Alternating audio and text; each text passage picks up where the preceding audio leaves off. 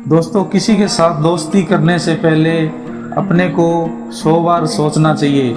ये आदमी कैसा है, कैसा नहीं है, उसका व्यवहार, उसका चाल चलन, ये व्यवहार का कैसा है, और उसके कहीं ये नशा तो नहीं करता है।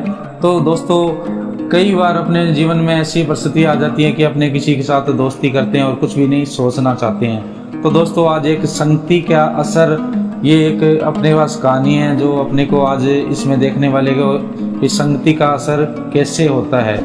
तो दोस्तों, वीडियो पर अगर पहली बार आए हो तो लाइक कर दीजिएगा और चैनल को सब्सक्राइब कर लीजिएगा, जो कि आने वाली वीडियो आप तक पहुंचती रहे। एक बार एक राजा शिकार के उद्देश्य से अपने काफिले के साथ किसी जंगल में से गुजर रहा था। दूर दूर तक शिकार नजर नहीं आ रहा था। वे धीरे धीरे घनघोर जंगल में प्रवेश करते गए। कुछ ही दूर गए थे कि उन्हें कुछ डाकुओं की छिपने की जगह दिखाई दी। जैसे ही वे उस जगह के पास पहुंचे कि पास के एक पेड़ पर बैठा तोता बोल पड़ा कि पकड़ो पकड़ो, एक राजा आया है, इसके पास बहुत सारा सामान है, लूट लो, जल्दी आओ जल्दी आओ। तोते की आवाज़ सुनकर सभी डाकू राजा की तरफ दौड़ पड़े। डाकुओं को अपनी ओर आते देखकर राजा और उसके सैनिक दौड़कर भाग खड़े हुए। भागते भागते कोसों दूर निकल गए। सामने एक बड़ा सा पेड़ दिखाई दिया।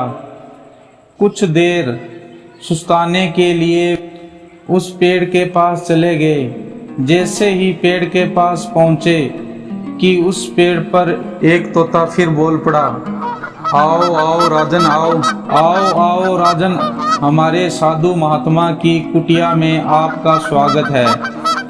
अंदर आओ, पानी पियो और विश्राम कर लीजिए। तोते की इस बात को सुनकर राजा बड़ा ही हैरान हो गया और सोचने लगा कि एक ही जाति के दो प्राणियों का व्यवहार इतना अलग अलग है, कैसे हो सकता है।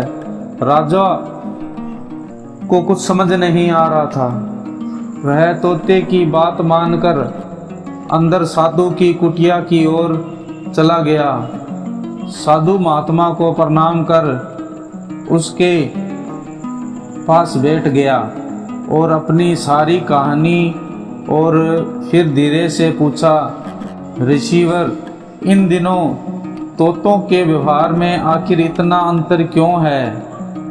साधु महात्मा धैर्य से सारी बातें सुनी और बोले, ये कुछ राजन बस संगीत का असर है।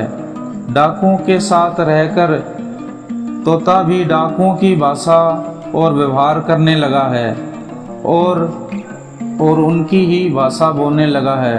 अर्थात जो जिस वातावरण में रहता है वह वैसा ही बन जाता है। कहने का तात्पर्य यह है कि मूर्ख भी बुद्धिमानों के साथ रहकर बुद्धिमान बन जाता है, और अगर बुद्धिमान भी मूर्खों के साथ संगत करके रहता है तो वो उसके अंदर भी मूर्खता आ जाती है। इसलिए हमें संगति सोच समझ कर करनी चाहिए। और गाइस, आपको ये कहानी कैसे लगी कमेंट में बताना, और वीडियो कैसा लगा लाइक करिएगा, और चैनल पर अगर नए हो तो सब्सक्राइब कर लीजिएगा, जो कि आने वाली वीडियो आप तक पहुंचती रहे। धन्यवाद।